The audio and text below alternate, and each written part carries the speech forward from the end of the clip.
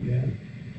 That's cool. So where were you living when you had them bands together at the time? I missed. Well, first I was up north. I was Petoskey. Yes. Because Okay. I was in Petoskey from, kindergarten to high school.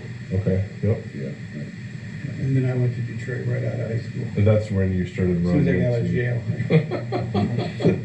Yeah, right. High school, jail in Detroit. And then I ran into Rob Tyner like first day. That was all. Over. That was it. So what year did you become friends with Tyner? He was like 79. So. Okay, so this would have been after the MC5, basically. Yeah. And have you read the book that came out last year, the oral biography of the MC5? No, I haven't read that one. Whoa, that is something else, especially if you knew Rob Tyner, because it's his interviews that are really front and center. Apparently, Ben Edmonds, who was, one of the editors at Cream Magazine, wanted to do this book on the MC5, and he actually moved in with Rob and Becky Tyner and just got these fantastic interviews with Rob. Oh, it's well worth reading. I'll tell you it's the best story of the MC5 ever. Another thing I got, some of my stories on The Last Man Standing. So when me and Rob went to New York City in like 80, we stayed with Lester Bangs. And I got to listen to, usually laying on the couch hungover, Rob do that whole thing with Lester.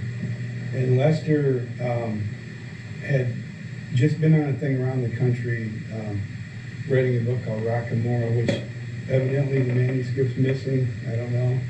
You know, the #1 music critic in the country, what's his name? Jim Galapagos, what's his name? The guy that wrote the book with you in it?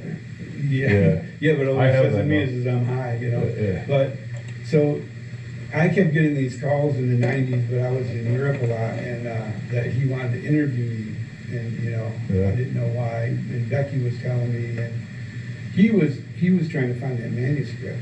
And so people had heard me tell stories. Me and Rob were some of the only guys who ever read it. It was amazing. It was all horrible stories about people, mostly. No shit. But Van Morrison,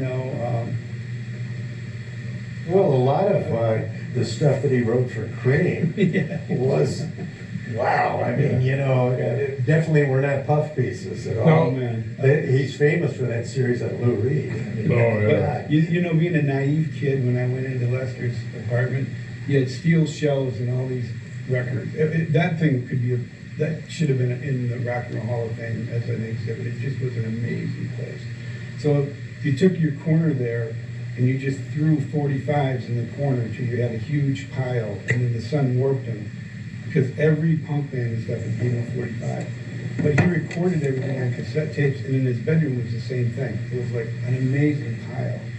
And he sat there and recorded Rob like that, and I listened to oral history of that version. So by the time Ben did it, Rob was really verbose anyway, so it was like he could really lay the smack down. Yeah, he really gave you the inside view of what life was like in the MC5 back in those days. It's really good. Yeah.